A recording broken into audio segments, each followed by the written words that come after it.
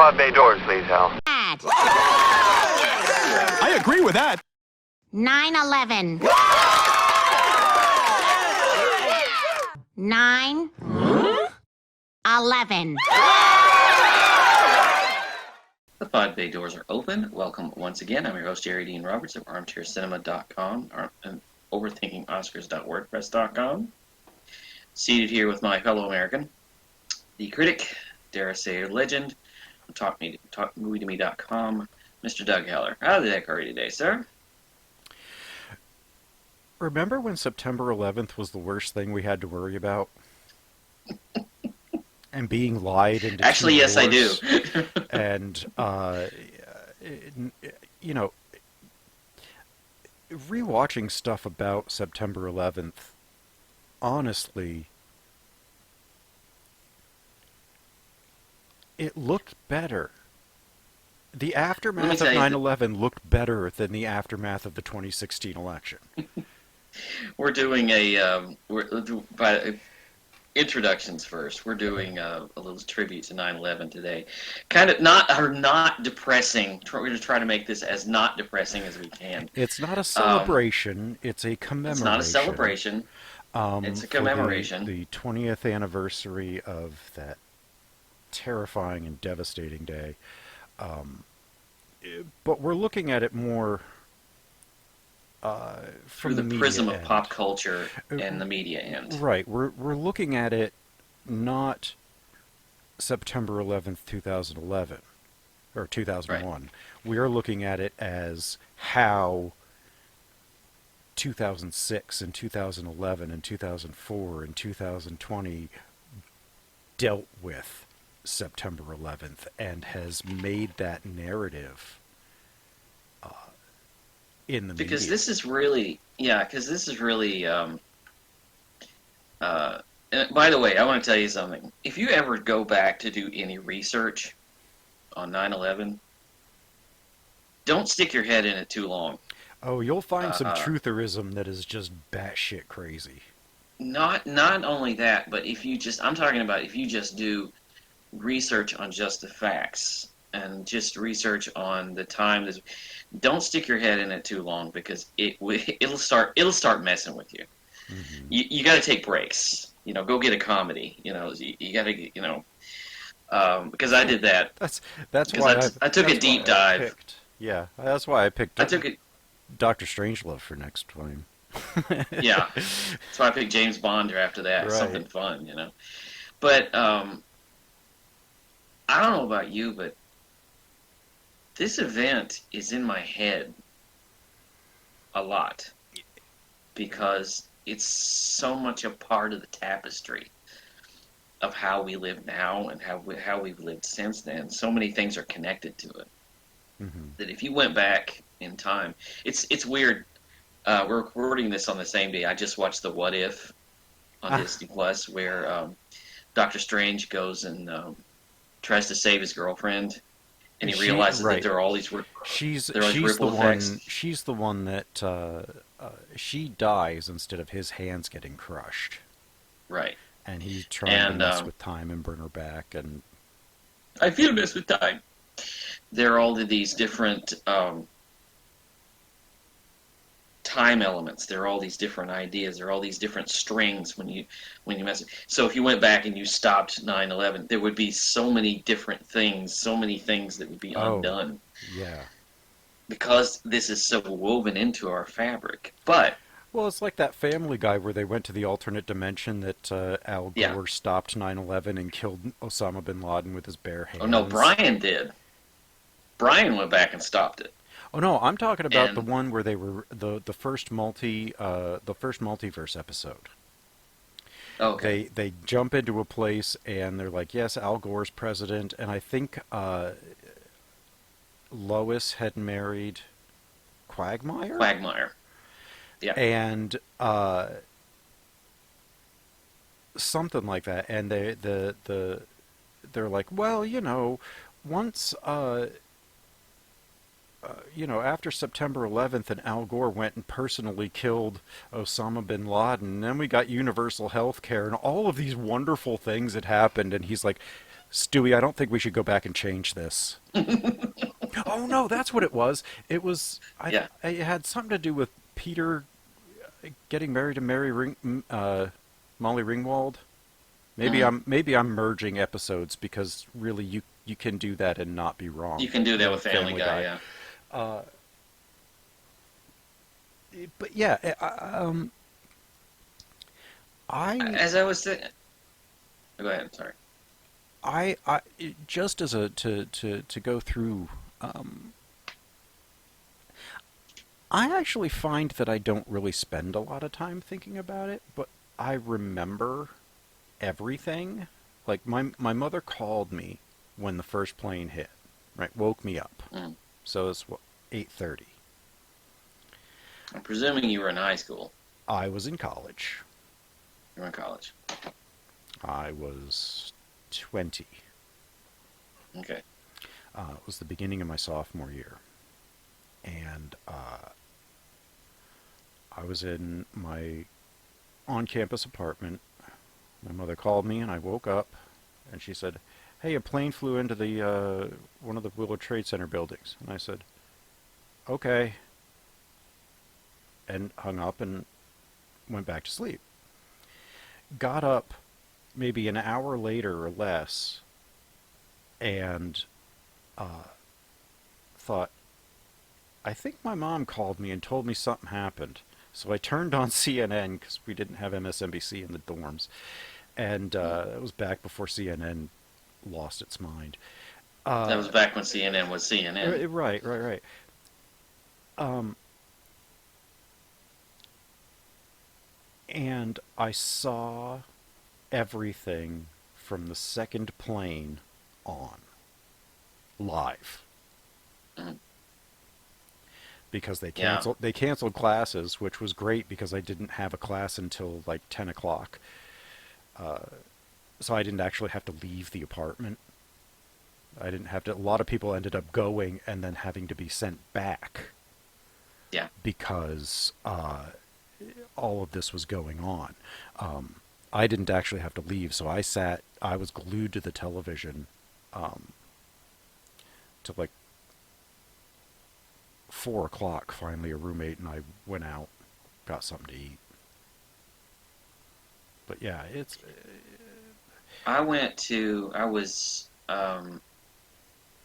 was getting ready for work, and I got out of the shower and dried off, and my phone was ringing, and it was my mother. And my mother told me, because I was trying to do several things at once. My mother told me something about a plane in New York, and it didn't really register because exactly, yeah. New York, skyscrapers, airplanes, it's not unusual. It's, plane crashes happen all the time. Um, And initially, they thought it was and just a personal, like a small so did prop I. plane. Everybody thought that it was just a like a one or two person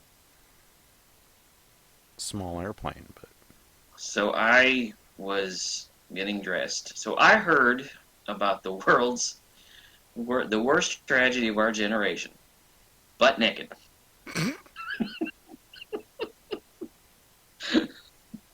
That's my memory. hey, at least Um, that's the only tragedy you associate with being nude. this is true. Yeah. Yeah. There could be a Um, lot of other things that could have gone wrong at any other point in yeah. your life. Yeah. I say count your Well, blessings on that one. Uh, I um, I turned the TV on. It was after the second plane, and sort of putting the puzzle together. I thought a plane had gone through one building and into the other, hmm. and then an hour later, the first one fell, and then the second one, and then that's what I went to work with. You know. So, but when I say it's in my head, what I mean is the world that I live in. That when I turn on the news, so many things that we're living through are connected to 9/11. So Hmm. many things that we're still living through are so connected to 9/11. The atmosphere that we live in, the kind of the paranoia that we've been going through the last year, that Hmm. kind of paranoia. really is part of that collective trauma. And the weird thing is, it's part of this thing that will be the theme for our conversation today, which is there is no catharsis for this. Yeah. There's no end point to it. You can't really find an end point. And if you don't mind, I want to I want to do something real quick. I used to work in a secondhand bookstore until about 2 years ago. And in a secondhand bookstore, you'll see all kinds of weird things come in. Yeah. So I have found this. This is a wine guide. This is weird to do this on an audio medium, but I'll put a picture of this on our WordPress page. This is a wine guide from the Windows on the World, 2002 edition. Okay. So I thought this was kind of strange because when you open the front cover, there are all these signatures. Huh. And now they're printed on the book. They're not Yeah. actual signatures. But it did make me wonder, because as I'm looking at these signatures, because most of them you can't read because they're signatures, Right. you wonder, it's like, okay, were those people there? You know, it's like I'm looking at it, and it's just kind of this weird, it kind of got in my head a little bit. It's like this thing that I keep around, you know. But I'll post a picture of that on our WordPress page. But that was just kind of a weird relic that surfaced in my life. Well, how did you feel about the movie industry going back and when things were being released post September 11th, editing out the Twin Towers? And the fact I'm kind of a little selfish because I'm thinking, okay, it's a tragedy, but don't screw with the movies. well, yeah, that was, look, you know, and there was like a promo poster for Spider-Man 2, or for Spider-Man, that had the Twin teaser Towers. trailer. Yeah, well, a poster, yeah, and it had the Twin Towers reflecting in his eyes, and they took that out. They digitally removed the towers. The only person that refused to do it was Marty at the end of Gangs of New York. He ended it with the towers. But Gangs of New York is a different kind of movie. Well, yeah. Because Gangs of New York is this heavy drama about the history, about a piece of history from New York. I understand why, because Spider-Man is escapism. And I would understand why, they would change the ending of Men in Black 2. Of course, there was a lot of things about that movie that could have been changed, but right, like all of it. Like all of it. But they changed the ending because of the tragedy. But these little hasty re-editings, when they redid a chase scene in Lilo and Stitch, where they changed a city chase to mountains. Right, and a DC-8 to or a DC-10 to an alien ship. Yeah. You can do that in animation, right? It's far enough into that one. I mean, yeah. Where it gets sticky is when you go back and do stuff that's already been done, because before 9/11, there were hundreds and hundreds of movies that featured the World Trade Center. Mm-hmm. In its brief life, there were decades, was a decade and a half, I think. Hey, I'm just happy that they Girl. actually let Man on Wire get released. Yeah, like Working Girl. Mm-hmm. Working Girl has an opening scene that is, it's right there in the opening credits. Mm-hmm. Things like that. So many movies are just... one of my favorite movies ever is Trading Places. Mm-hmm. The third act of that movie takes place in the World Trade Center. Mm-hmm. So that's kind of invaluable. One thing that I gave you, I don't know, I haven't talked to you about this. One thing I talked to you about earlier was this episode of The Simpsons. I did watch it. Which... the plot is that Barney is the designated driver and drives everybody home, and then disappears for several days, and then comes back without Homer's car. Right, he was driving And Homer's car, and yeah. it ends up in front of the World Trade Center with a boot on it. Yep.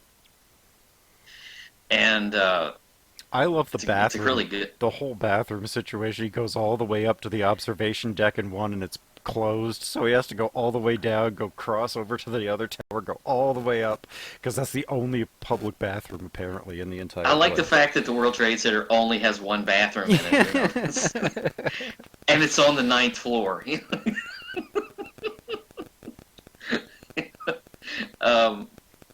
But yeah, that episode was the season premiere in 1997. Mm-hmm. And there's some people that look at that episode kind of strangely, because there's a scene where Lisa's holding up a magazine, and it's $9 tours, $9 trip to New York, and it's right next to a picture of the tower, so it looks like it says 9/11. So a lot of people are like, "Wow, that's." Well, the Simpsons is uncanny in its future prediction. I'm And the reasonably fact that it's been on for 32 years, kind of. right, but the premonitions that they've had about certain things is just really creepy. Yeah, Enough, especially that. Enough to think that Matt Groening might have time traveled from an alternate future, and And let's say The Simpsons does not deal with this. Simpsons has rarely ever addressed this. And there's a follow-up episode to that later on where they go back to New York. And the only mention is because Homer doesn't want to go back. And Bart says, it's pretty safe to go back since your two most hated buildings are now obliterated. Shea Stadium and Penn Station. That's literally the only close to mention of 9/11 that Simpsons has had. And they're kind of alone in that. Oh yeah, South Park, Family Guy, you name it. American Dad. American Dad. All of the Seth MacFarlane properties. Yeah. Family Guy for years. I don't think they really do this anymore. Family Guy for years was persistent about jokes about 9/11. Yeah. And they weren't ashamed of it. And part of it was because it's been said, Seth MacFarlane claimed that he had a hangover and he missed his flight, and he would have been on one of the planes. Oh wow. So it's part of his dealing with it. Right. But he,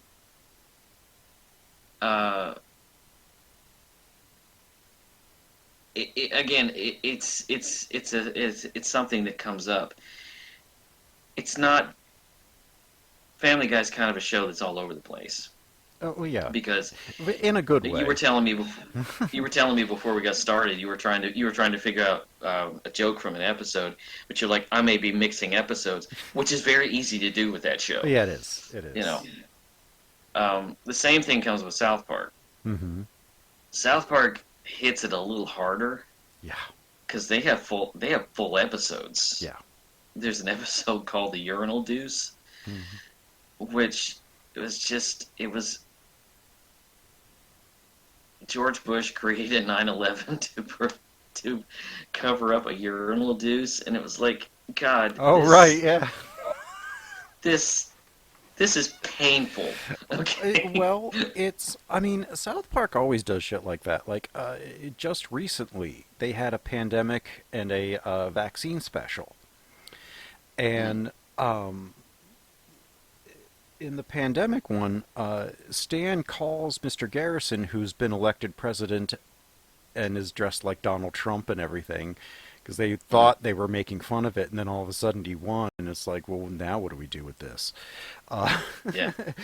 They call him, and Stan is like, you got to do something to stop this. And he goes, well, I'm not going to. And he's like, well, why? And he said, well, you know, my presidency was kind of shit before all this pandemic stuff happened, and now I'm delivering on my promise of getting rid of all the Mexicans, because it's killing all the Mexicans. So I'm not going to do anything. And he goes, so you're just going to sit by and do nothing? He goes, no, I'm going to actively do nothing while this works for me. And he goes, but Wow. Mexican people aren't the only ones dying. He goes, yeah, but there's a lot of them. That does not sound like comedy. You know what? It felt like it was a little too real. Like somebody called him and was like, Yeah. "No, I'm just gonna let this go." What the fuck? Well, I know. I noticed. South Park will address these big topical issues like this. They'll hit it a lot harder than Seth MacFarlane does. But they'll hit the Simpsons never does that. Simpsons really never does the topical stuff. I think that's a difference between network and cable. Yeah. Because The Simpsons, obviously, very safe on Fox, you know, and MacFarlane is on network. Yeah. And there's only so much they'll let you do. I have absolutely no doubt in my mind that there is a file as big as a file cabinets the Bad as a size of a phone book. massive room that contain all of the jokes that they weren't allowed to do on Family Guy, American Dad, Cleveland Right. Show, all of that. And probably half of them are related to 9/11. Like, I'm sure he wanted to go in a lot of places that he wasn't allowed to. Yeah. They don't have broadcast standards and practices anymore, but they still have the studio. They still have the gatekeepers who won't let a lot of jokes. They're like, no, we can't possibly do this. Right. Right. But It's then all you the watch it's all the some of the people shows that that- holds everything back, and they're like, well, maybe this is just a trend. Maybe we don't have to change everything right now. Maybe we don't need black people in this show. Oh no, I guess we do. Yeah. Yeah. Yeah. It's this. What's that old joke? Remember that episode of Friends with the black guy? No. No. Well, I was No. talking to you yesterday. I was watching, for reasons unbeknownst to me, I decided to finally watch Extremely Loud and Incredibly Close, and I really wish I hadn't. It's Stephen Daldry. I mean, that should really tell you what you need to know. Yeah, it's a Stephen Daldry movie about a kid that's manipulating your emotions. Yeah. You know, Based on a tragic event. well, I mean, You know. it's not even based on a true story. Well, I mean, basing itself around a tragic event. Mhm. And you know, it was a very frustrating movie. It is. I brought it up to make a point that I kind of lost, but Well, when they tried to do, the first reaction from the entertainment industry was, as you said, all of the re-editing of stuff, Mhm. moving stuff around, because it was also sensitive. We can't really deal with this because the country hurts and emotions are high, and so you don't want to show them this. So they were very, very careful to remove all traces of it. And then I think as time went on, a couple of years passed, and it starts to work its way into comedy, as we were talking about. What's interesting to me is the first primetime animated sitcom to have a premiere episode after 9/11 was South Park. Mhm. And if you've seen the episode, it shows Yeah. how fast they wrote it. Well, It's they would tend to do shows, they would have something made and they would have a B story open so that they could throw something together that was topical and animate it and go from there. Right. Which I kind of admire because it gave us that whole Florida commentary as it was kind of going on. Do you remember that in the 2000 election? And to illustrate it, the B line was Kyle's brother was in kindergarten and they were voting for class president, and the votes all came down to a little girl named Flora, who wouldn't make up her mind, and it took them forever to do, and there were hanging chads and all that kind of stuff, and I loved that, and I was like, how did they do that so fast? Because it was like a week, and it was like, and then I found out that's how they did that. Kind of admire them for it, despite the fact that when they do that, you definitely know. Yeah. Yeah. But, Well, they when they started to kind of work it into comedy, your first reaction is this appropriate?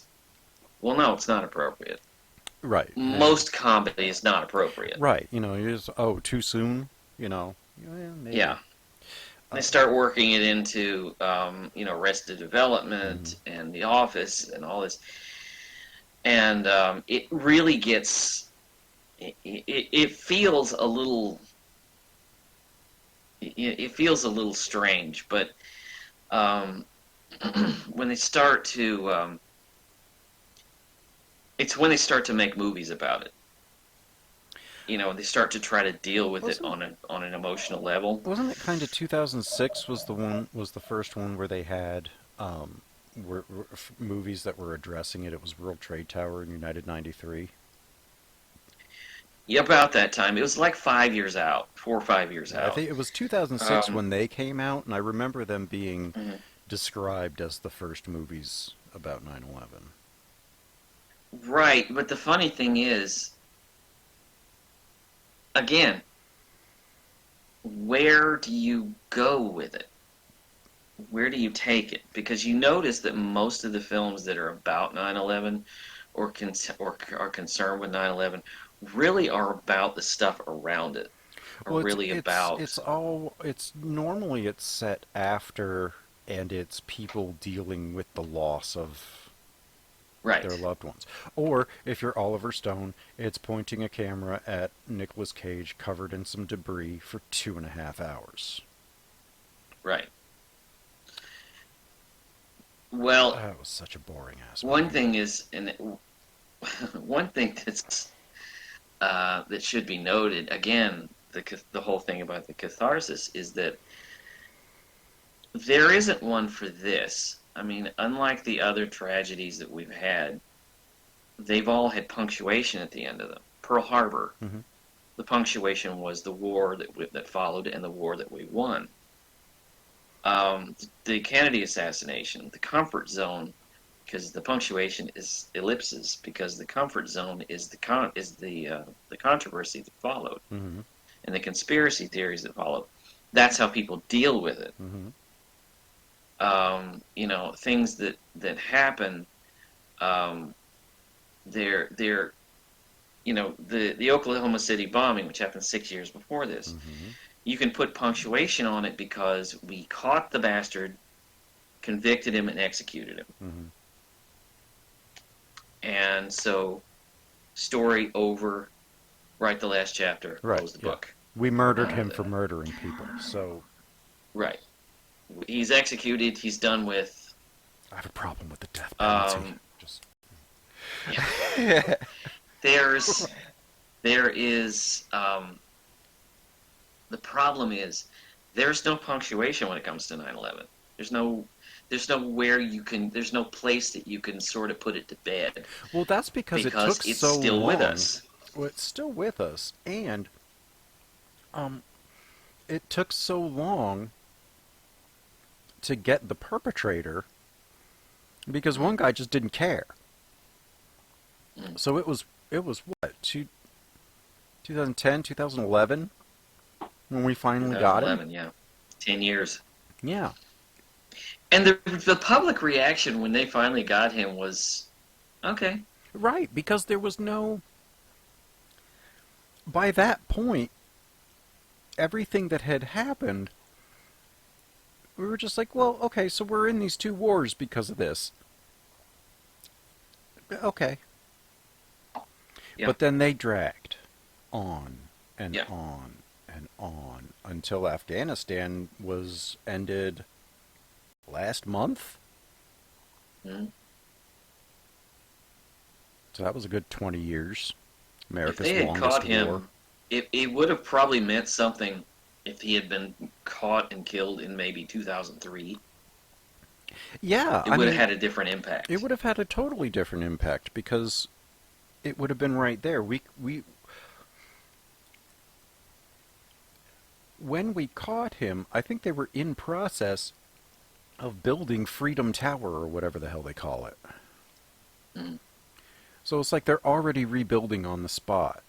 You know, if it were still, you know, the two lights Still smoking. and still smoking and, you know, still having that cleanup effort, you know, people knowing that, you know, there are still people sifting through rubble and finding parts of people and stuff like that. Right. And now they caught the bastard and he's dead. It would be elation. Now, it pretty much secured Barack Obama a second term, thankfully. Yeah. But you're right. It was just, it happened. He went out. He said it happened. And everybody went, that's cool. Okay, great. Good. Good. Yeah, good. You got him. Yeah, good. Can we stop? That was a public reaction. It was like, oh, can Which we is get exactly out the of Iraq problem. and Afghanistan now that we got him? Because that was the goal? No? Oh, all right. Which is exactly the problem I had with Zero Dark 30.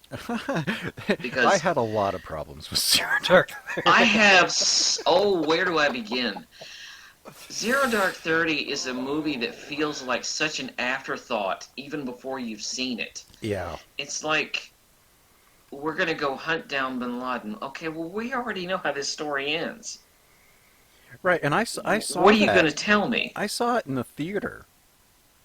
Like, the only thing it served to do is keep the conversation about the torture going. The Gitmo, Which ultimately went nowhere because Bush and Cheney have not been imprisoned for war crimes and probably should be just for lying us into the wars in the first place. Let alone... I'm going to tell you one of the biggest pieces of horseshit that I found. This movie, I could not bring myself to watch all of it. There was this movie from Showtime called DC 9/11, which was I think it was in 2003, which was supposed to deal with how it was a fictionalized account of what George W. Bush was going through. Wasn't that the one with Timothy Bottoms as Bush? Yes. I wanted to see the movie because they cast Timothy Bottoms as George W. Bush after Timothy Bottoms was already on a comedy show called That's My Bush. That's My Bush, yeah. He played Bush in this really, really wacky comedy, and then he goes and tries to play him serious. I wanted to see just the dichotomy. I remember That's My Bush. I kind of liked That's My Bush.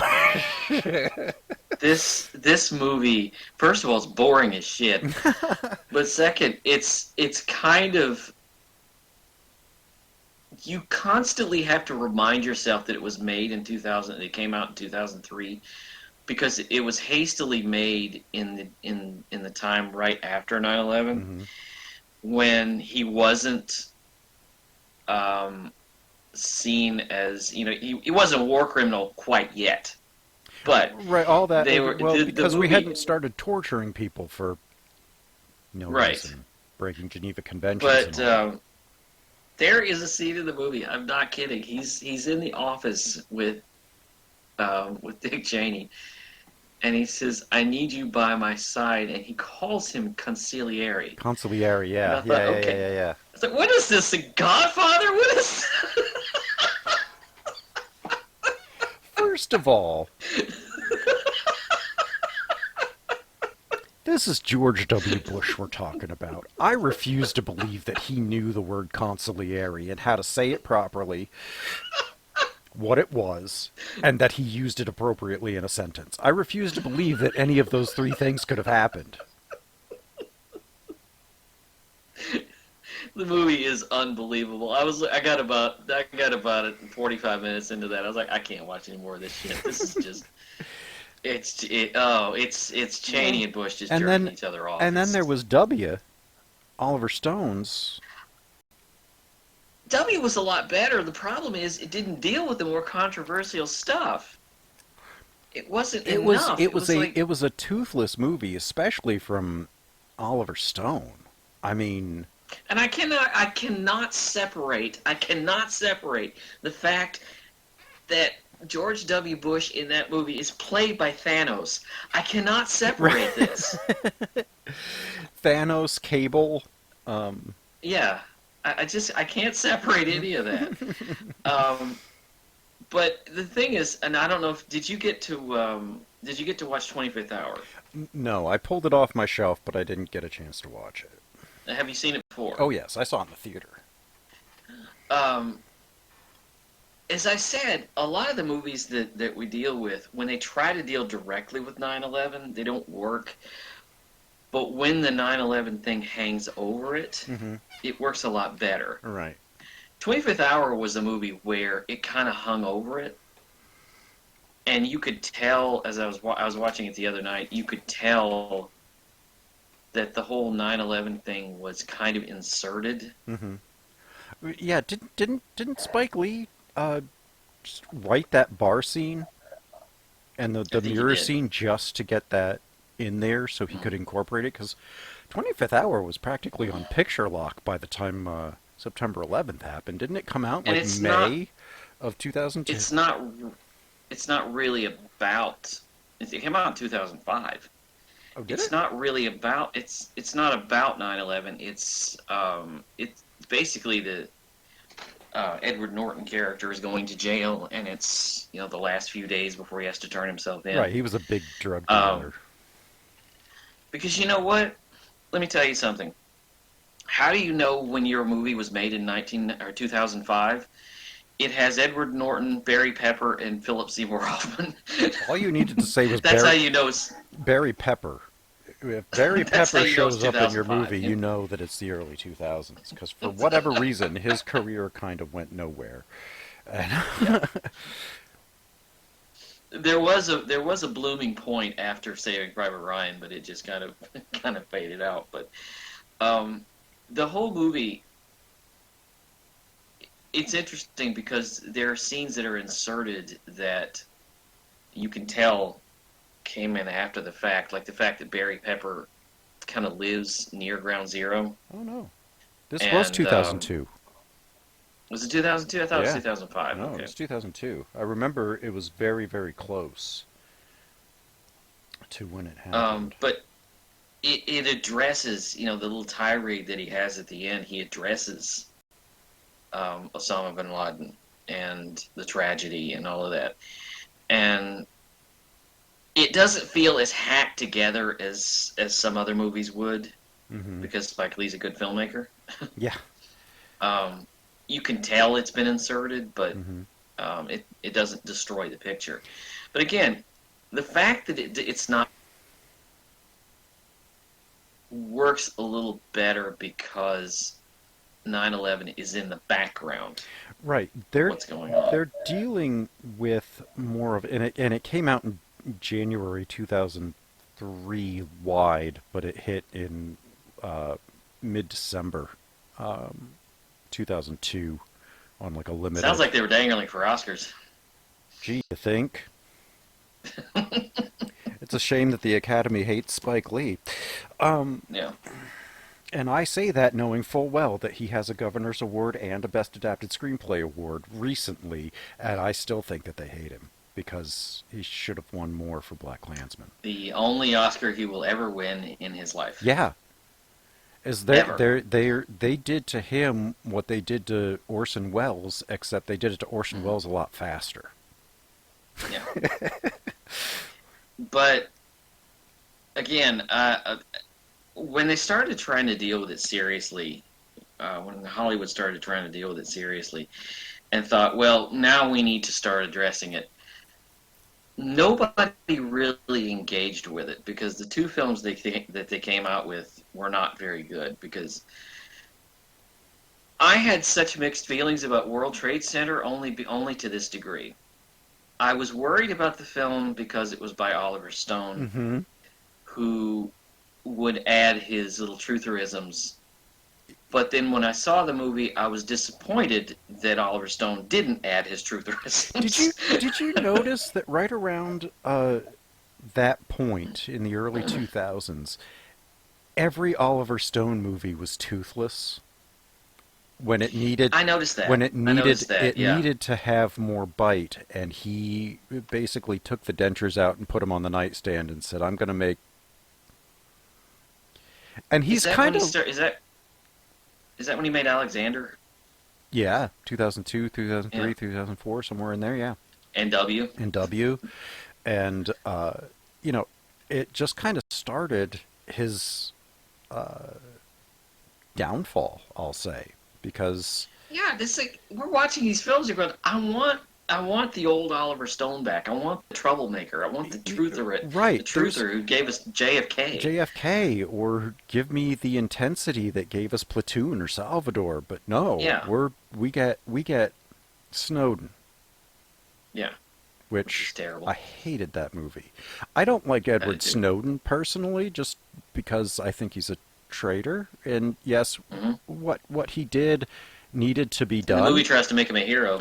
Right, because there are people who actually think he's a hero. Mm.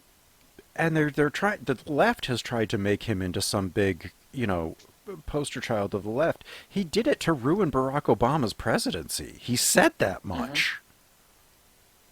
Yeah, It's like, no, this was politically motivated and racially motivated, potentially. He's not a hero. no. You know, there's a But reason Stone why. seems to think he is. Right, there's a reason why he's not allowed back in the country. Right. When he could have Without done getting arrested. he could have done whistleblower stuff and been fully protected, but no, he took it upon himself and screwed the whole thing up because it didn't stop the program. Right. It's still going on to a limited Well, degree. the other movie that tried to address 9/11 directly was United 93, which, first of all, it's Paul Greengrass. Yep. And Paul Greengrass's films are not, they don't have a lot of subtlety. They're very to the point. There They're very flashy.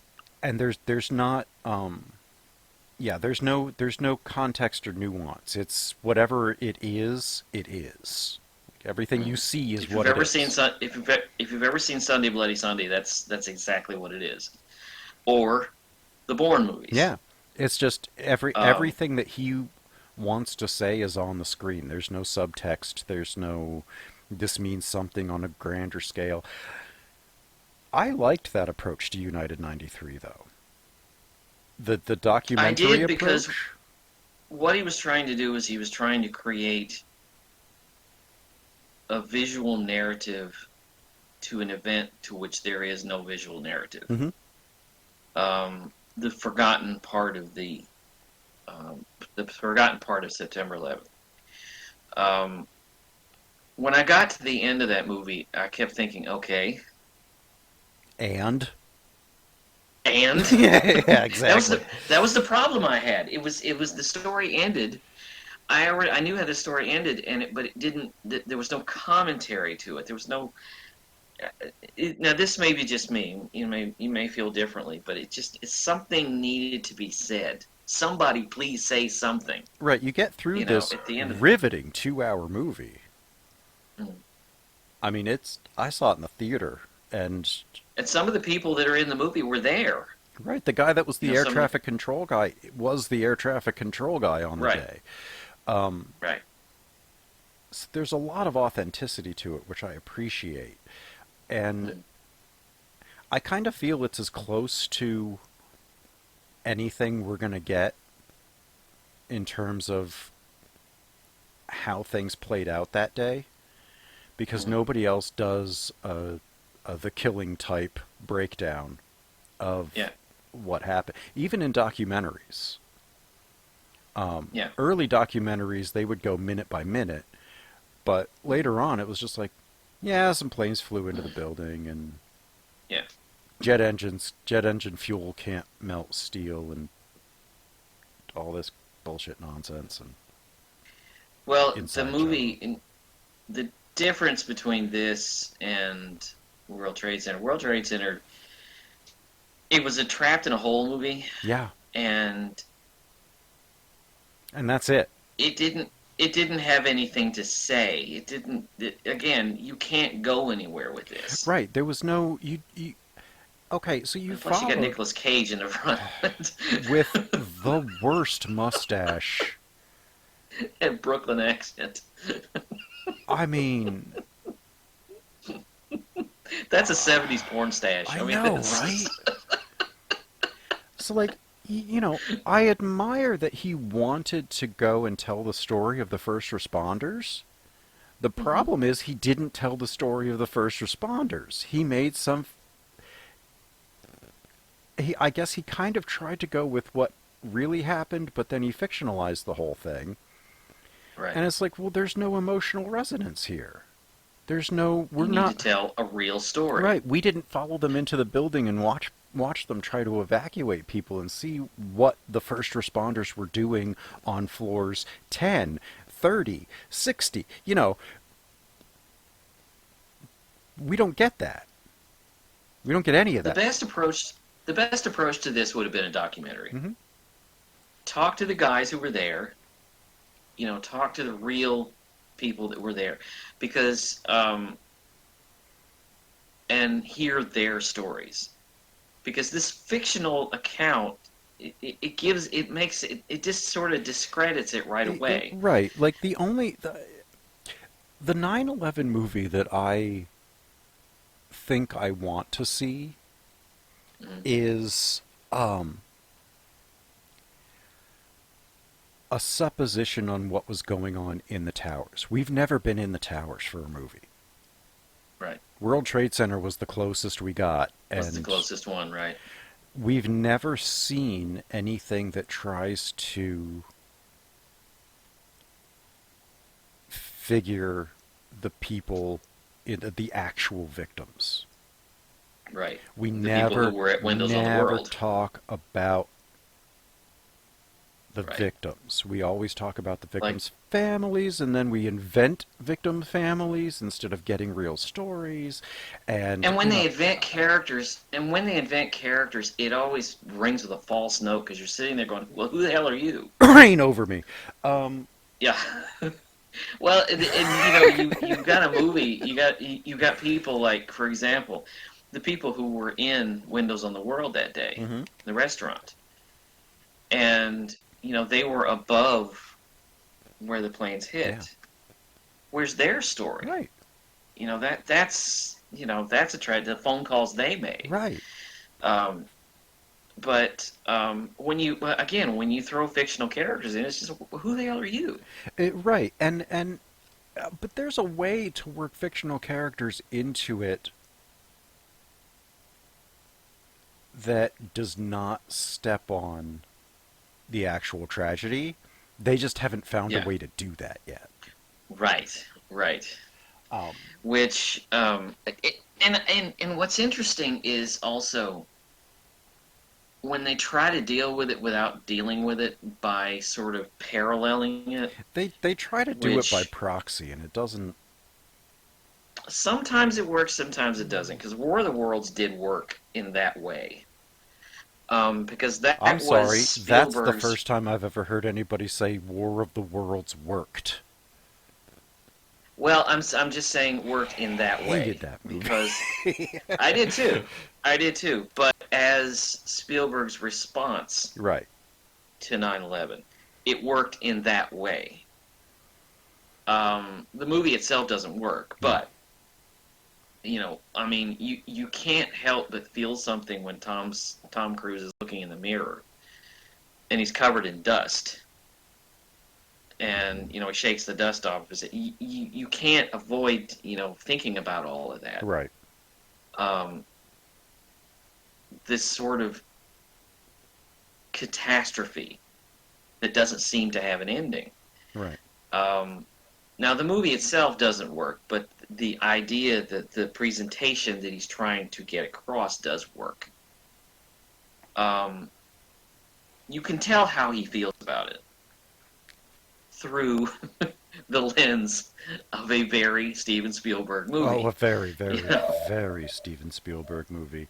right? Despite how relentlessly dark it is. Um, Yeah.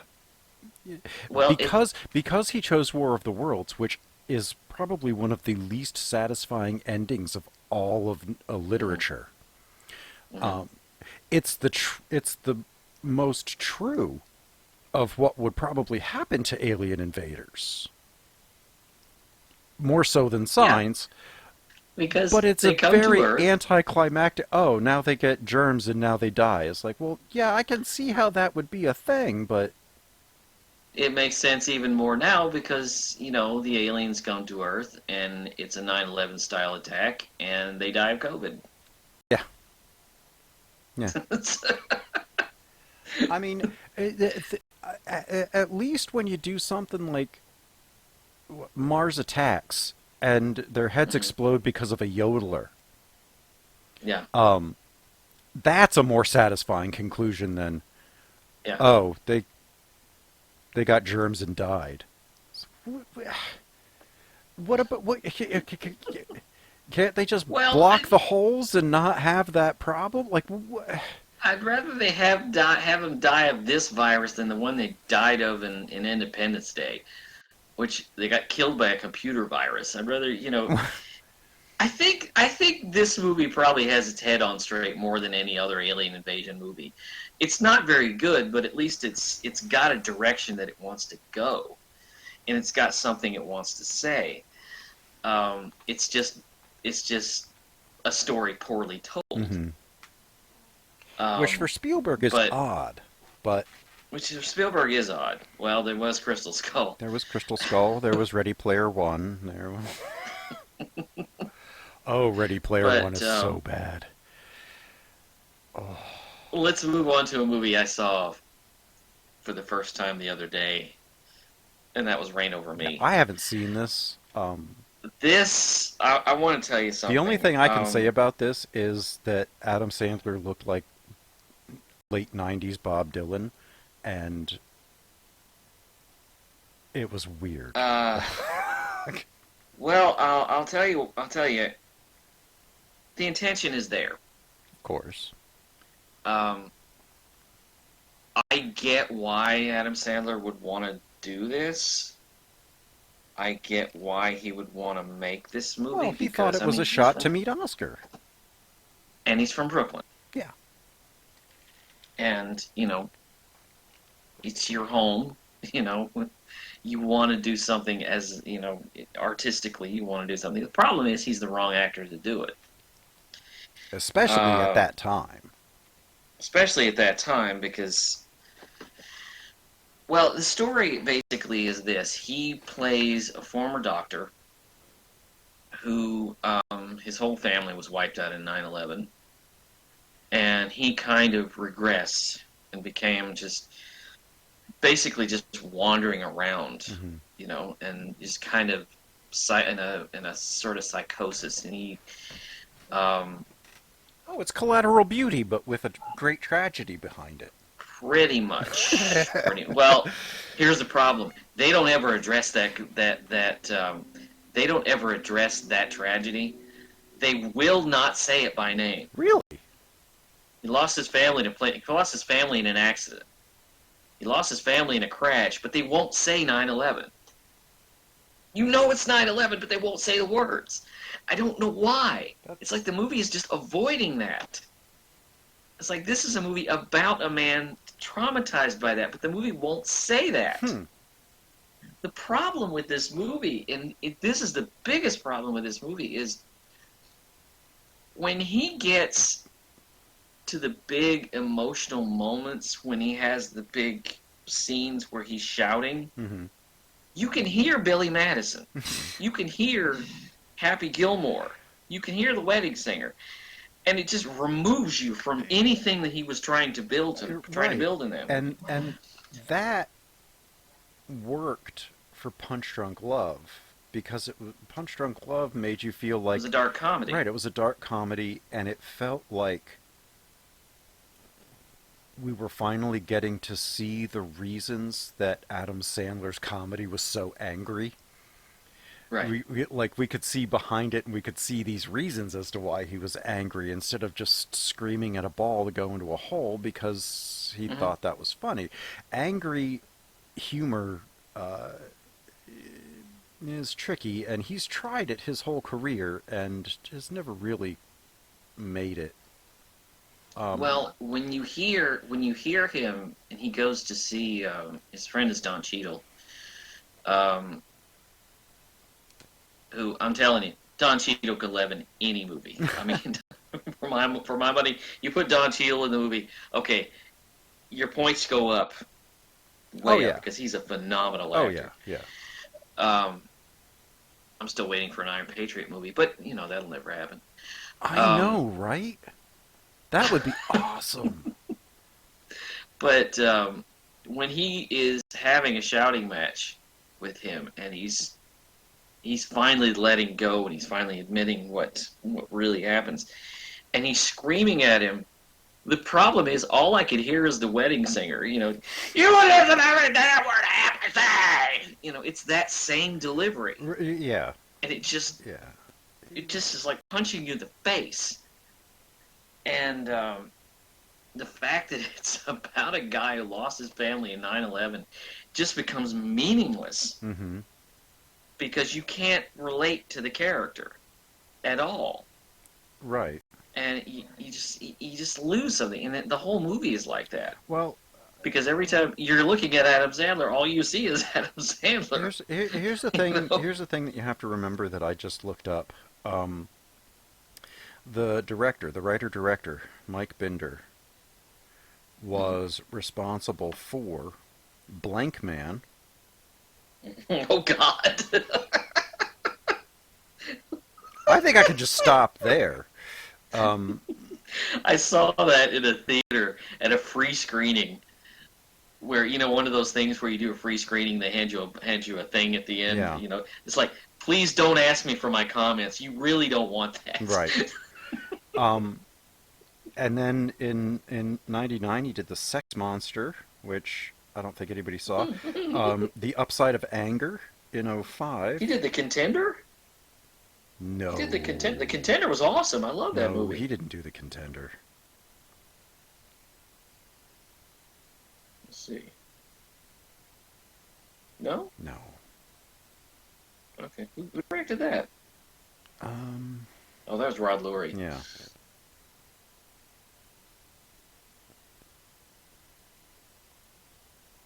See, did he direct anything good? No. Looking at his thing. No? No. Just, no. No. But this was an original story by him. Like, yeah. You'd think that he'd have something to say. Mm-hmm. And cast it better. So, let's get to Hollywood's last big attempt at dealing with 9/11. And that's Extremely Loud and Incredibly Close. But there's still one more thing we have to do first. What's that? We have to talk about Fahrenheit 9/11. Yeah, let's talk about Michael Moore first. Because Extremely Loud and Incredibly Close is going to be a really fun bitch fest about how terrible that movie is. Can I make a confession? Yeah. From about 1989 until until about the point that he made an ass of himself on the Oscars, I was a worshiper at the altar of Michael Moore. Um, because I didn't know any better. Well, Roger and Me is a wonderful film. I mean, Roger and Me is a wonderful film. he's a propagandist at best, and his movies are entertaining, if nothing else. Really, I think once I started writing and reporting on movies, and just kind of doing a kind of investigation, I realized how much horseshit his. He makes movies that are 3/4 good and 1/4 indulgent, and the indulgent part just drags everything else down. Well, the problem is that I don't know if I can trust him ever, because when I'm watching one of his films, and like I say, I've only been able to really get to this since he won his Oscar, because I was like, okay, the surface started to crack because I'm realizing it's just yellow journalism. It's just propaganda, and I'm looking at his work and I'm like, I don't know if I can believe a word you say. You're a better comedian than you are. You are a much better comedian than you are a journalist. Because when I saw Bowling for Columbine, Mm-hmm. I'm sitting there and I'm thinking, okay, you take a journalistic approach that would be appropriate for TMZ, or that would be rejected by TMZ. When he goes to investigate the story of this kid who found his uncle's gun, and the gun went off and he killed a friend of his. Instead of, while the mother was off Mm-hmm. working as a waitress in one of Dick Clark's restaurants, Right. he doesn't confront the uncle. He goes to talk to Dick Clark. It's like Dick Clark has nothing to do with this. Yeah. Nothing. He does a lot of grandstanding, and he's always been trying to chase after the Roger interview from Roger and Me, because that was the standout moment from that. But he seems to be going in the wrong direction. He does. It's like, He does. He and I'll preface this by saying, like, I do like many, if not all, of his movies that I've seen. I enjoy Sicko, but I realized when I was watching yeah, I never saw when I Sicko. was watching Fahrenheit 9/11 again yesterday for the first time in a long, long time. Um, I realized that I was too busy agreeing with him to see what he wasn't doing filmically. Right. And what he wasn't doing in terms of showing us where he got his information. Mm-hmm. Like, I know that particularly that one, he went through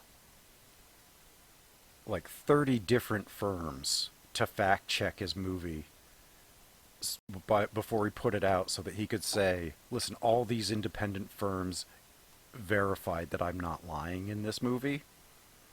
Yeah. And I appreciate that. I wish he would do that more. Mm-hmm.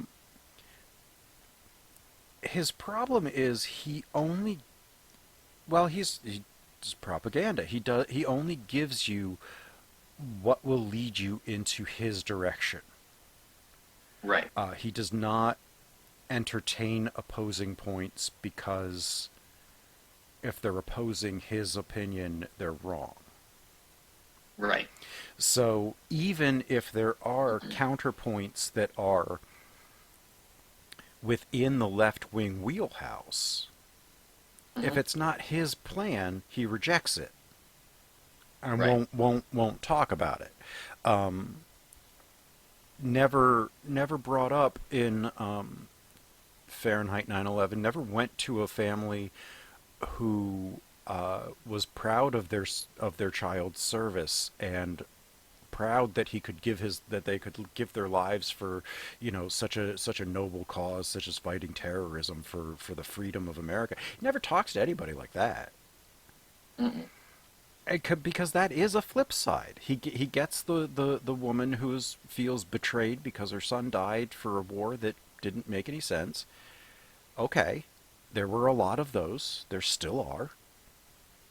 But there are also a lot of people who supported this Hmm. and went with it and were gung ho about it and will say, my child died in Afghanistan defending freedom, and I'm proud of them for that. There's no. He doesn't allow a counter proposal because the way that he presents his facts is so shaky that if there is a counterpoint, Knock the legs out from under it. right, right. And that's not to say that his arguments are clumsy and ready to fall over. What he wants to get across, I agree with. It's just the way that he does it makes it seem less than truthful. Well, my problem with not with the Fahrenheit 9/11 is that it's there's a whole section in the movie where he builds up to um, what George Bush was doing. He builds up to the war. He builds up to the idea that he attacked a country that had nothing to do with 9/11. That he was going after it for reasons that had nothing to do. Okay, tell us something we don't know. Right, right, right, right. You're just reinstating facts. You're visualizing and reinstating all of these facts that we've heard 1,000 times and that we have talked about 1,000 times. Right. The way that he went about trying You're to preaching to the choir, essentially. that's what his movies are. Uh, uh, Yeah. they're preaching to the choir because the people Because nobody on the right is going to go see this movie. nobody I mean, they'll complain really. about it, but they won't see it to know what they're complaining about. Right. But the he just it's also one-sided that it's a miracle it doesn't fall over every time, but Mm. sometimes they do fall over really, really bad. I think I've seen almost, if not all, of his documentaries. I did see a portion of Fahrenheit I 11/9. saw all of that. I saw his His Michael his, Moore. his Donald Trump I tirade. liked the thing that he did that kind of preceded Fahrenheit 11/9. It Mm. was called Michael Moore in Trumpland, and he Mm. basically went to very deep red Trump districts and gave a standing talk and engaged people in the audience before and during about his misconceptions of them and it was the first time he ever tried to get into why people thought a certain way instead of Mm. saying, well, there's all this money involved in it, and that's why people, it's all corruption and What everything. was he thinking? You know Right. So, most of that whole most of that whole Fahrenheit thing. We got to 11, talk. We got to. Sorry, go ahead. most of Fahrenheit 9/11, Sicko, 11/9, all of that is, uh, he's trying to. Yeah, I lost it. Go ahead. The scene we got to talk about, and we were talking about this before we started recording, is where he really tries to use George Bush's response to 9/11 as a dartboard, and I'm talking about the moment that the Secret Right, in Service the Florida told classroom, him what yeah. was happening And while he was reading to the children, and the Secret Service agent came and whispered in his ear, and he sat there for a minute and he didn't move. we sat there Well, for there's a reason that he didn't he move. sat there for like 11 minutes and didn't move. But yes, there are reasons, and according to Michael Moore, it was because he didn't. He says, well, what was he thinking? And all of this, and he kind of jabs at him a little bit. And Right. I'm thinking, I can tell you exactly why he wasn't moving. Because the Secret Service, when you're the President of the United States, the Secret Service is your security, and they tell you what to do. They tell you, okay, we don't know what's happening. We want to make sure you're safe. So just wait here, and we'll be right back. And to be perfectly honest, not moving in that moment was probably the safest thing for him. The safest thing for him. And, you know, it's impossible to ask somebody to process something like that immediately. Right. Yes, he was the president. Yes, he maybe should have at least looked a little less dazed and confused. But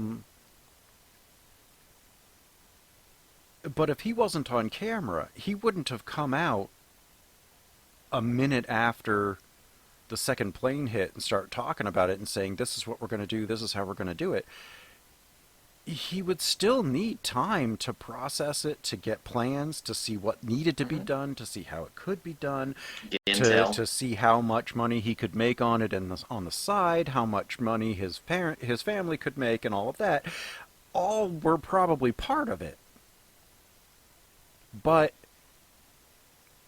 not in that moment.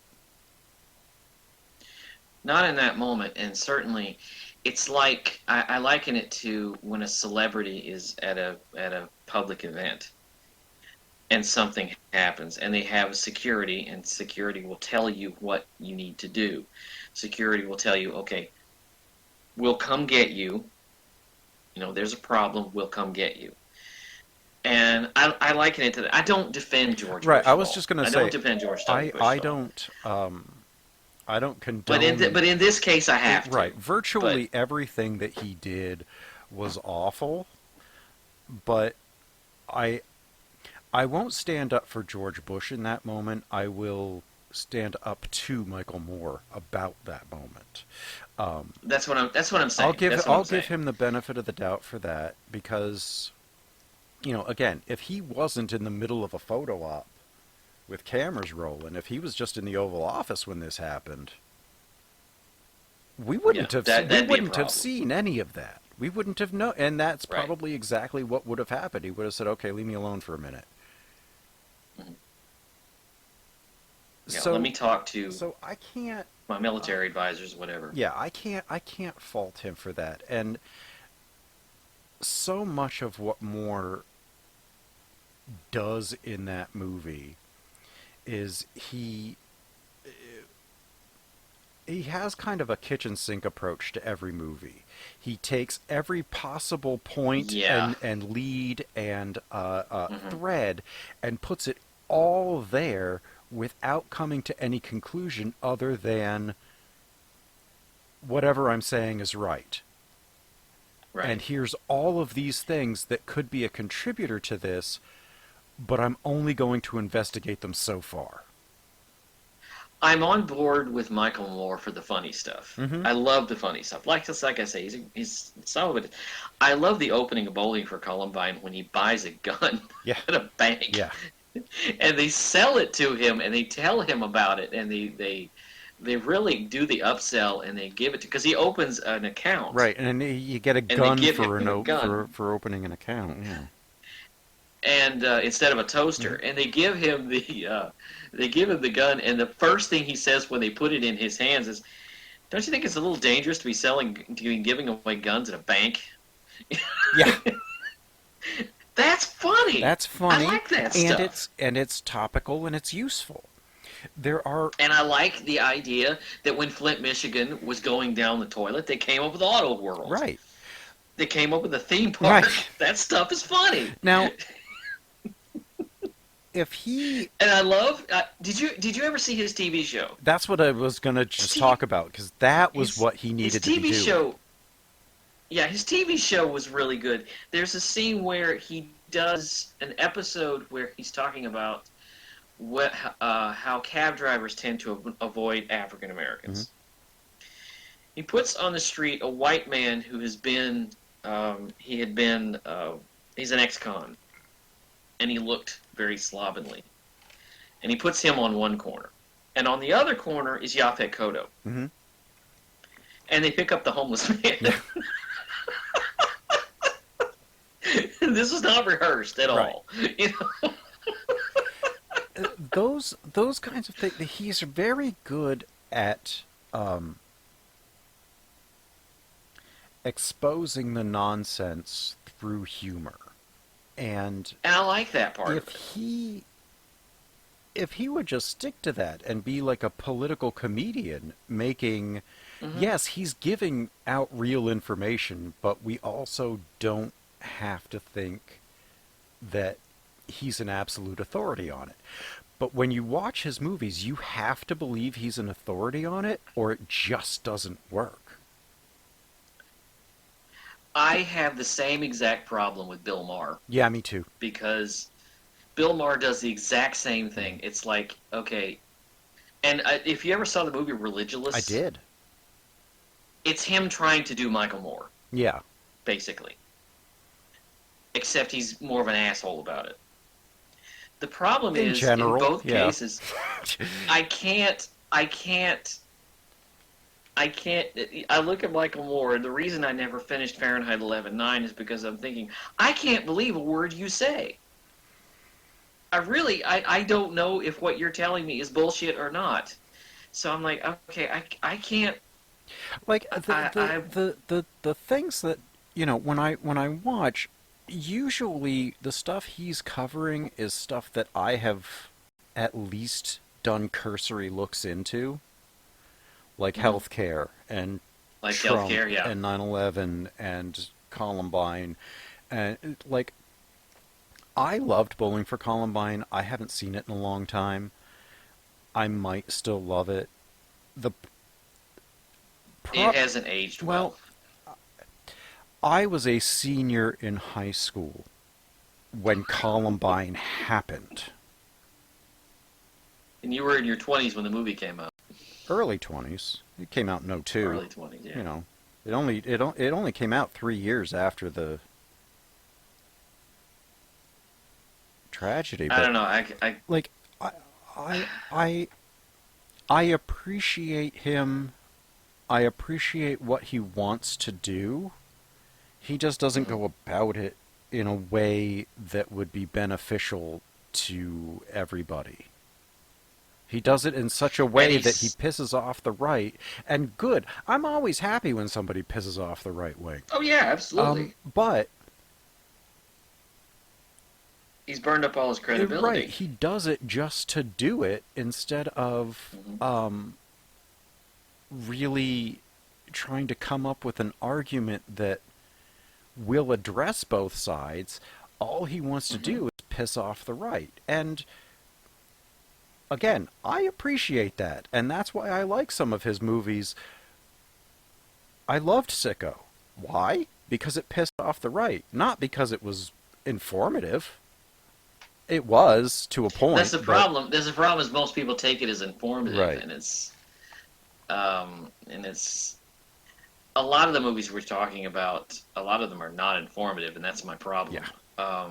Especially the last film we're going to talk about, which is Extremely Loud and Incredibly Close was Hollywood's, I think it was their last attempt to really deal with 9/11. Saw that for the first time yesterday, and the problem is I saw this during Oscar season that year. That was a year that I still haven't seen all of them. That one and Warhorse I still haven't seen from 2011. Yeah, Warhorse is really good. Yeah, that's what you say.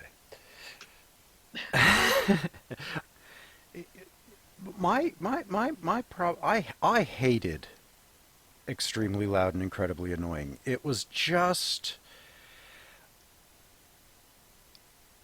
And the worst part of it is I didn't dislike it because of how it dealt with 9/11.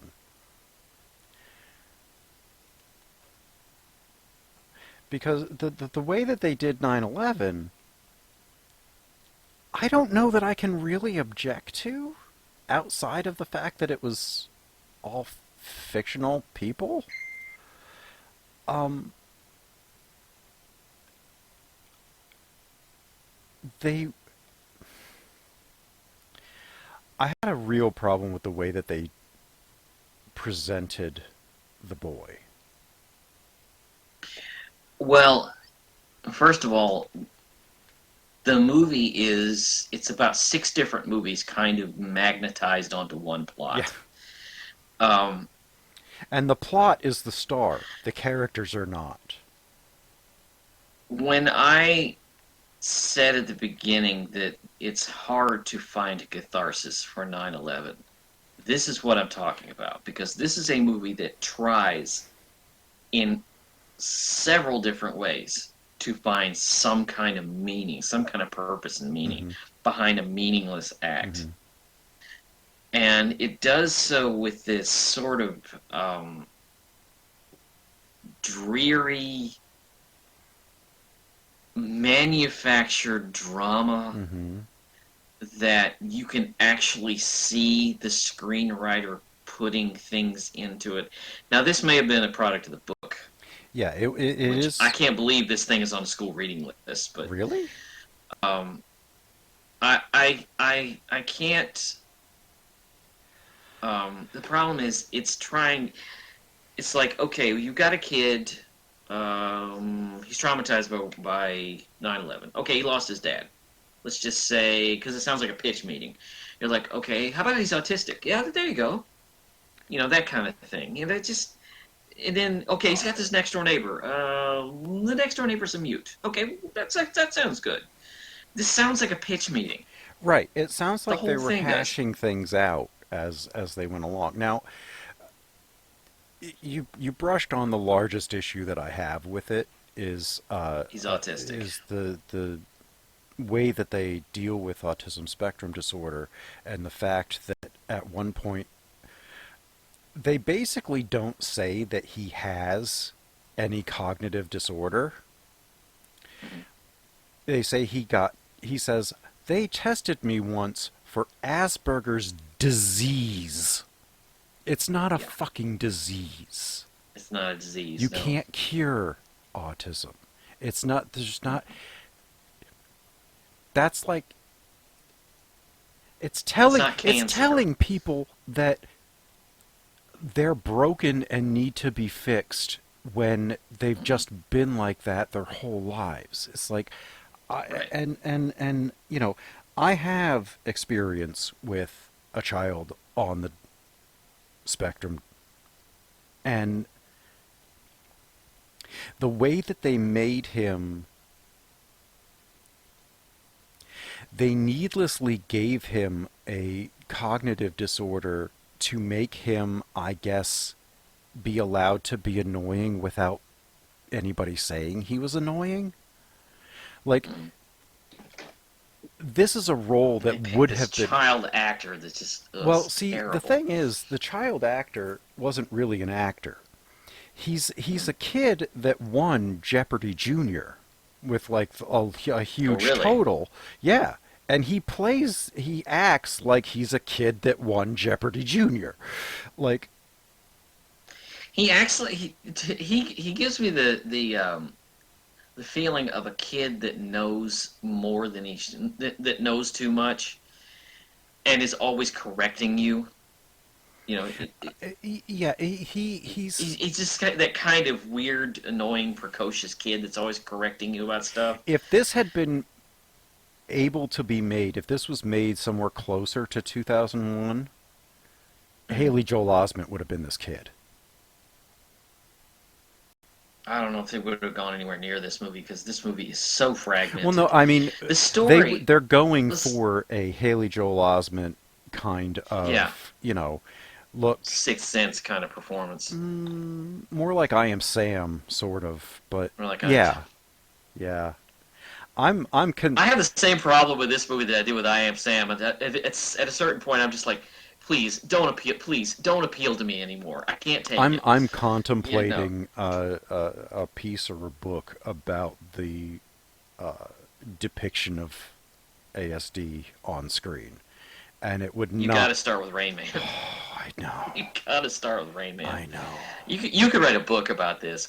The whole movie, the story of the movie. Let's get to this. The story of the movie is this kid named Oscar lost his dad on 9/11. His dad is played by Tom Hanks because, of course, he Right.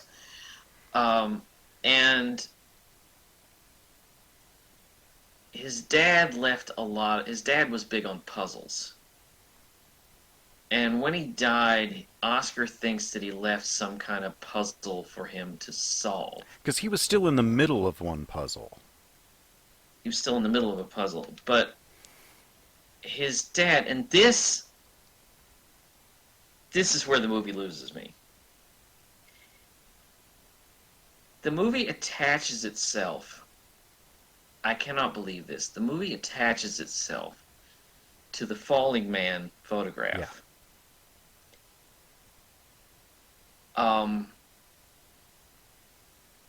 The falling man, no one has yet identified.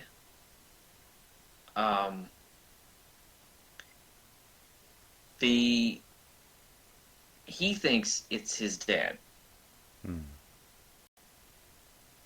And the movie is about he's trying to solve these puzzles that he thinks his dad left for him. He thinks that that was the point where I left the movie because I'm thinking he finds a key in an envelope that was in a vase that he broke, and he goes on this massive quest to find out where what this key fits, because he thinks it's going to be some ultimate thing that his father had designed for him. And it wasn't actually his. It belonged to somebody else. And so you don't get to find out what's in the box. We don't find out if it's Gwyneth Paltrow's head. We don't find out if it's money. We don't find out anything. So we don't find out if it's the Ten right. Commandments. So you know, and the puzzle he's having him work on is to see if he can find the quote-unquote sixth borough of New York City. Now, there was another borough in New York City, in Manhattan, Yeah. where Central Park is. And it was obliterated because it was rich black people. Yeah. It was destroyed, and they put Central Park in over that neighborhood so that there would not be a wealthy black neighborhood in New York. And guess what is never spoken in this whole fucking movie? Never does it say the sixth borough was rich black people that were racistly bowled over, and literally they said, you know what? Nobody's going to live here. We're going to put this massive park for no reason here. This movie doesn't need another bell to ring. And it rings 40. It really doesn't. And, oh my God, and then the end. Oh, God. He gives the key to Jeffrey Wright. That is the emotional and that is the conclusion of the story that we are watching. Right? Yeah. Emotionally, physically, he no longer has the MacGuffin. It's a blind alley. And then there are 30 more minutes that tell us that he wrote this letter to all these people thanking them and telling them what it ended up being. And then we find out that Sandy Bullock wasn't an absent parent. She was letting him work things out on his own, but she was paving the way for him. Almost as if that last 10, 15 minutes of her saying, you know, I was doing all of this and supporting you without you knowing it, feels like they tacked that on at the end so that they can redeem that character. That honestly, if she had been an absent parent because she's grieving these 2 months for her husband and the shocking loss, that would have been believable. That scene where she's in the kitchen and she's talking to him and she kind of blows up at him and she says, "I don't know any of this. I don't know why your father's dead. I don't know why these men flew a plane into a building. I don't know any of this stuff." That's your movie. Right. Exactly. That right there is your movie. You want to if you But want to talk about a kid trying to make sense of 9/11 in general, but because it claimed the kid's father, make the story about that. There is interesting drama there. Don't go, okay, so he died, but he likes working on puzzles. Let's find this totally unrelated thing, have the kid run it down, and eventually team up with Max von Sydow, who I think gives the best performance in the movie, largely because he's not asked to say anything, so he doesn't have to get this stupid dialogue in his mouth. But right. And he got an Oscar nomination but then, for this. you know, that then you find out that he's his grandfather, his long-lost grandfather that abandoned his father because he couldn't be a father. So there's that. And then God, there's how the much shit does key this movie pile that on? you have to be they remind you of this key every 5 minutes. Yeah, they do. They do. Like this is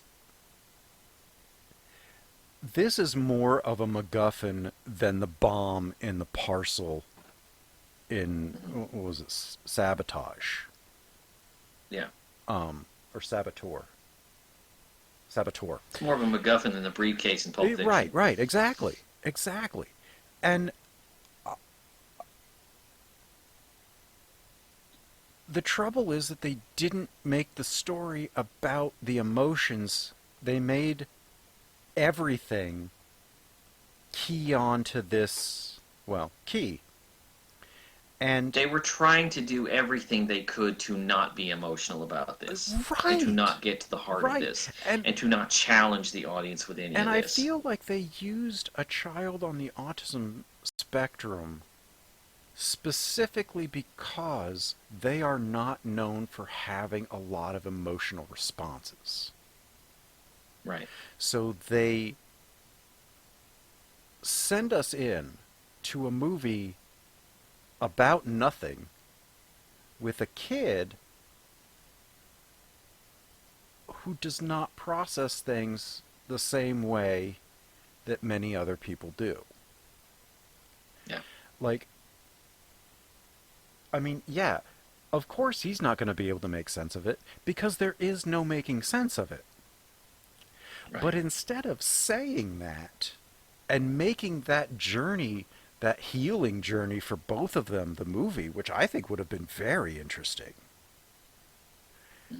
showing how Sandra Bullock and he were, you know, actually trying to deal with it and move on, instead of both of them being totally isolated from each other for the vast part of the movie, only to say that she was with him hand in hand the whole time. Why didn't she just do that? Why didn't she say, let's go work this out together, because this is something for my father? It overcomplicates It does. itself. It's overcomplicating itself. It throws so much in. in. That's not the problem I have with this movie. The problem I have with this movie is that the biggest problem that I have with this movie is that the falling man is a mystery that we have yet to solve. It's a lingering, real-life mystery that we haven't solved. We don't know who this man is. But to us, he symbolizes physically the embodiment of the tragedy of that day. Mm-hmm. And when you look at that photograph, We don't know who this man is as of yet. This is a real flesh and blood human being Mm-hmm. who was never identified, whose last moments are lost to history. And to fit it onto a plot like this is just, to me, is inexcusable. Yeah. It's just you're working it into fiction. It's like saying, okay, I've picked out somebody in a photograph of the piles of bodies at Auschwitz, Mm-hmm. and I've made a movie about how the grandson identifies them. Okay, that's Right. I It's give credit to artistic license, to artistic freedom, but you have to know what you're doing. right, and And this this doesn't. no, it Am I am I making sense? I feel like I'm being yeah, no, confusing about you're this. making sense. I mean, it's attaching a lot of needless fiction to something that doesn't need it. Right. And there are plenty of true stories to tell.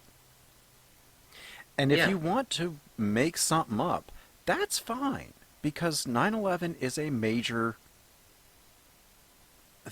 event. So using it as a backdrop for a fictional story can work, like the 25th hour, Mhm. and other things that deal with the character, but then 9/11 is like a shadow over it that's changing how these characters would react to things. Right. But you get to see that. This, there's almost no reaction at all to anything in this movie This except is attaching a. that one moment where he describes how he has panic attacks is Yeah. the only effective scene in the movie because I felt like I was having a panic attack. And it's like they give you everything you need to avoid emotionally processing a story that requires emotional processing. Well, let's kind of wrap this up. I just kind of Extremely Loud and Incredibly Close It's a was terrible movie and don't watch it. It is. It is, but it was also kind of Hollywood's last attempt to really mine something Yeah, from and that was this. 10 years ago. And that was 10 years ago. Yeah, that was 2011. This was, well, I think they just realized that people are not ready for big budget scale entertainment kind of even drama, you know, about this Well, tragedy. you know what? I think people are ready for what could be done. They just don't Yeah, want what has been done because it hasn't been good. I think if you deal with it like 25th Hour Yeah. did, you know, where it's kind of around, like I said, around the edges, it's fine. But when you try to deal with it directly, there's so many conflicting emotions. There's so much stuff that people bring to this that it's really hard to nail it down because very few people have the same opinion about 9/11 because you approach it because so many people approach it so many different ways. You know, the greatest tragedy of our times, you know, the biggest loss of life and all that, the longest war. People approach it from the truther angle, Mhm. from the religious angle, from the world angle, the world situation, from the right, from the left. Everybody approaches it a little bit differently. So you're never getting, it's not like World War II where you're getting a cohesive thing. And also because it's still going Right, on. These things, the after effects are still being and felt. a war like World War II, I mean, first of all, has an end. Hmm. Um, And but the good guys and bad right, guys are exactly. clearly fine. It's easy to put it into absolutes black and white, Whereas here it's a little more complicated than that. Because And there's been a more complicated fallout from Mhm. it. Everything from Brexit to Snowden to the war in Afghanistan, the war in Iran, all of this Yeah, the stuff, Patriot Act uh, curbing a the lot of Patriot Act, freedom. all of this stuff. It's really hard to nail it down, Hmm. and people. It's again, it's so concluded that it's hard to really get a narrative around it. And the watching it from the outside, as every single one of these movies has done. Mhm. Even World Trade Center really didn't take you inside. No, It took you under eventually, but yeah, everybody saw the same thing. yeah. So there's This is the most recorded event, massive event in our history. yeah, well, There's 24/7, 24/7.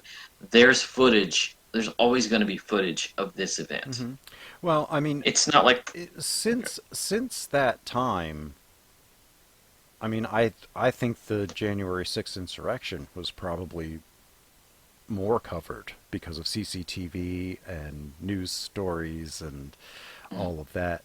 Uh, but this, because we've all seen it so many times, mm, those of us who were alive during it have seen it so many times, right? That there's no question about what happened. We know what happened. We right. even kind of know why it happened. Yeah, What we don't have is, unless we knew somebody there, an emotional connection to what is actually happening. And that's the right. movies do not ever give us an emotional connection to the tragedy. It's asking us to identify with someone else's tangential pain. Right. And there's never It wants to be empathetic. right, and it just it falls apart because what they need to do is what I was saying earlier is have something maybe not as surface level as United 93, because as wonderful and riveting as that film is, you're only getting the top. Right. Right. There's nothing underneath it. There's no philosophy, there's no moral, there's no Mhm. it's just, you know, It's what it's it trying to is. be an accurate account of the events. And I appreciate that. But in all But you're not going to get a Schindler's List right, about exactly. this. And you know, you could You could. if It's going to take a lot of time. right, if there's It's going to take a lot of unraveling there's of a lot of. right, because this is because we all saw what it was, and World War II had easier villains because it was the whole country. We went to war in Right. Afghanistan, but we weren't fighting the Afghanis. Right. We were fighting the Taliban when we actually should have been going into Pakistan. But that's neither here nor there. Um, so, uh, you know, the fallout from this is as hard to work with and as hard to deal with as maybe the fallout from Hiroshima and Hmm. Nagasaki. But they've still managed to make excellent films about fictitious people around that event. Hmm. Japanese movies and non-Japanese movies have been able to work with that. And that's as open-ended as September 11th, ultimately. Yeah, it is. Um, but it's how it was allowed to be perceived.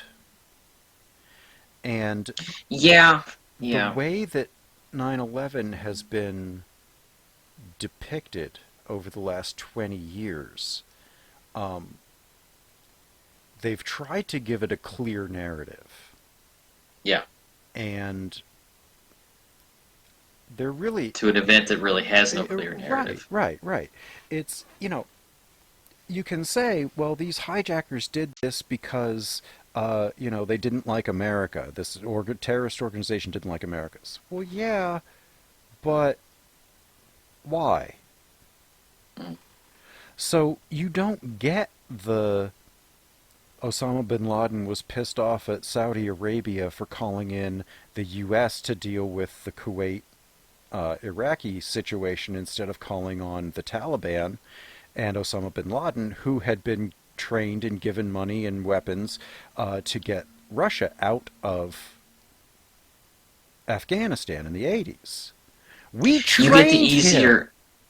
You get the easier answer, which is they always say, "Well, he was mad at us because of our support of Israel." Right. That's one The small hate is part for of it. freedom.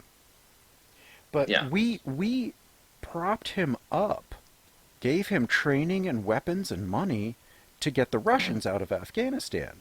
And then he got mad because Saudi Arabia, the country from which he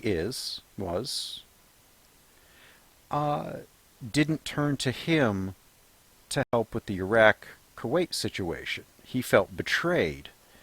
And Yeah. that was a huge reason why Al Qaeda did the car bomb in the parking garage in the bottom of. We forget We that. do. We forget they did it We before. do. In like 96, 93. and Mhm. as a direct retaliation for our being involved in the Middle East conflict and them not. You don't get all that. Right. We've never had a 9/11 movie that even tried to make sense of it from the Taliban Osama bin Laden point of view. We've never even been given a Snidely Whiplash moment for, Hitler in Downfall, the Bruno Gantz. Yeah. We've never had anything like that. So we've got a villain that we know what he looks like,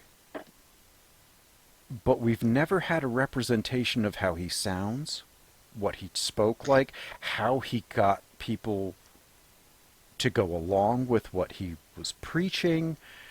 We got all that stuff with Hitler and Stalin, eventually, sort of. Well, if you really want to, the problem is the problems in the Middle East are so vast and so old. And so old and go back so far. Literally to the birth of civilization. Literally. Sit down and watch Syriana. Oh. And try to unravel if that you can movie. get through all of it and know what's going on. That movie is a tough is movie. I think that movie is purposely complicated, overcomplicated. Because it's trying region. to give you the feeling of how complicated these issues are. Right. And I really appreciate Stephen Gaghan for doing that.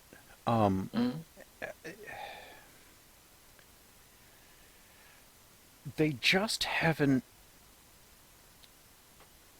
They've tried to do things that were respective but still make money off of it, and they haven't found a way to do that in the way that World War II was done with that. And also because movies have to be marketed and have to be sold, and you have to make money on them. It's so hard to do that. You could do this with like a Netflix series. Oh yeah. Yeah. I don't know if anybody would watch it. But you have to do this. You can do this with a Netflix series or something like that. It's like you could take any of these stories and put them on any historical tragedy. You could take Extremely Loud and Incredibly Close and move it to 1942, 1941, and have it be a kid going through trying to find what happened to his father as a result of the Pearl Harbor bombings. Or Kristallnacht. Yeah, or anything. Columbine, or anything. Oklahoma City bombing, or any of That's that. the only thing they're doing. They're taking these generic stories and anything. trying to overlay it in the same way that they've done before.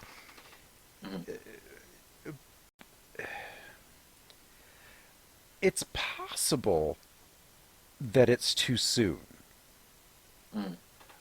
But on the other hand, they were making World War II movies. There were more hours of World War II movies, I think, than there were of World War II. All made during the war. Yeah. Because it was a propaganda machine. Right.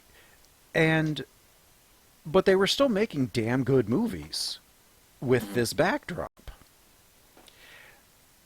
They haven't cracked 9/11 in a way that will allow them to produce stories without having to deal with the conspiracy theory nonsense. Yeah, that's the other problem. That, yeah. Because if you don't address it, then they get raked over the coals for trying to pretend it doesn't exist. If they do address it, they get raked over the coals for espousing these ideas.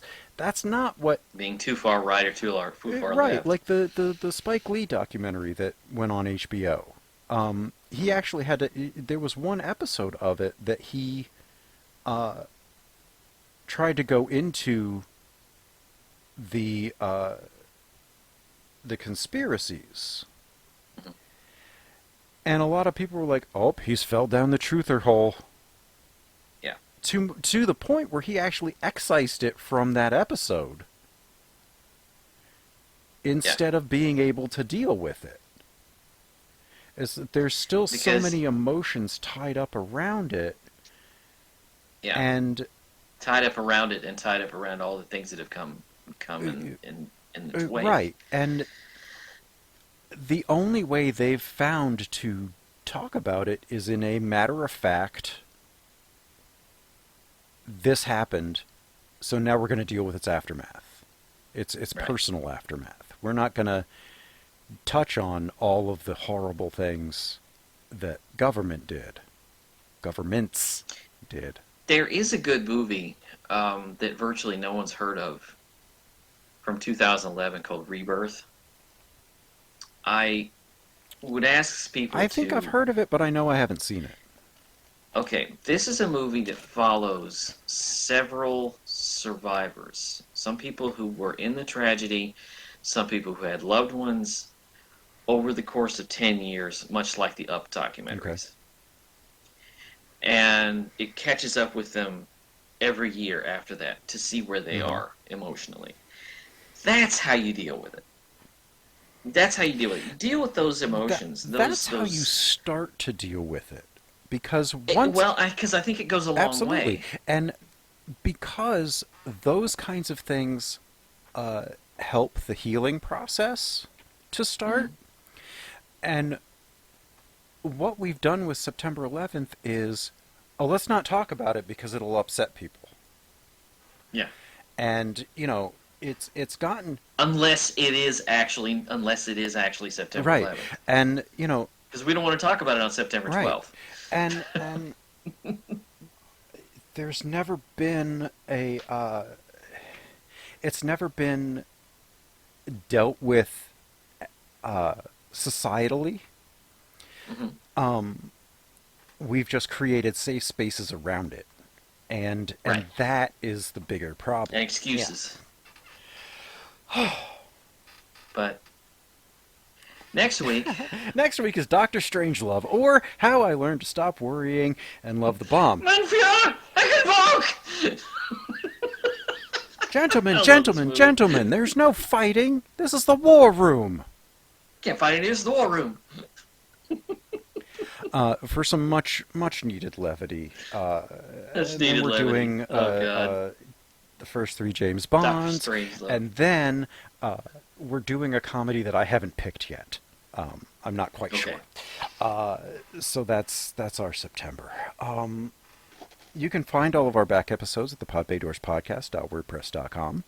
You can listen to us on iTunes and YouTube. Hit the like, subscribe, and make sure you turn on notifications. Our handle on Twitter and Patreon, both, is at pod_bay. We invite you to come over to our Patreon and see some of our exclusive episodes that we have up there.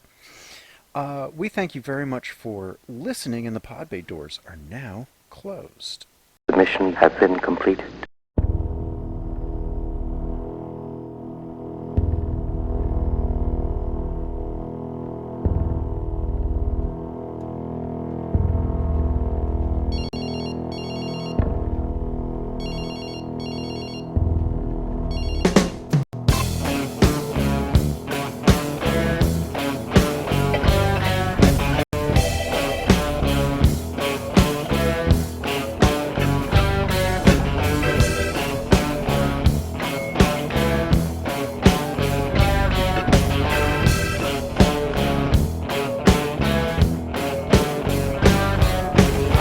I said I love you. I know you know it's true. I've got to put the phone down and do what we gotta do. One standing in the highway, two more at the door. We got to get inside there before they kill some more. Time's running out. Let's roll. Time is running out. Let's roll.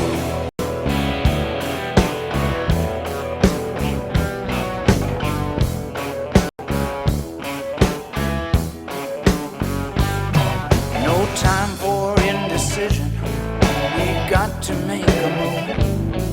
I hope that we're forgiven for what we gotta do. How this all got started, I'll never understand. I hope someone can fly this thing, get us back to land.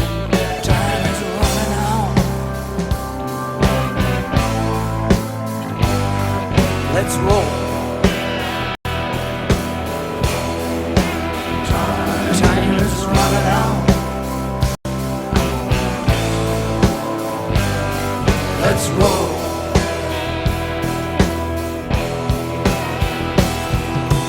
No one has the answer, but one thing's true. You've gotta turn on evil when it's coming after you. You gotta face it down, and when it tries to hide, you gotta go in after it and never be denied. Time is running out. Time is running out. Let's roll.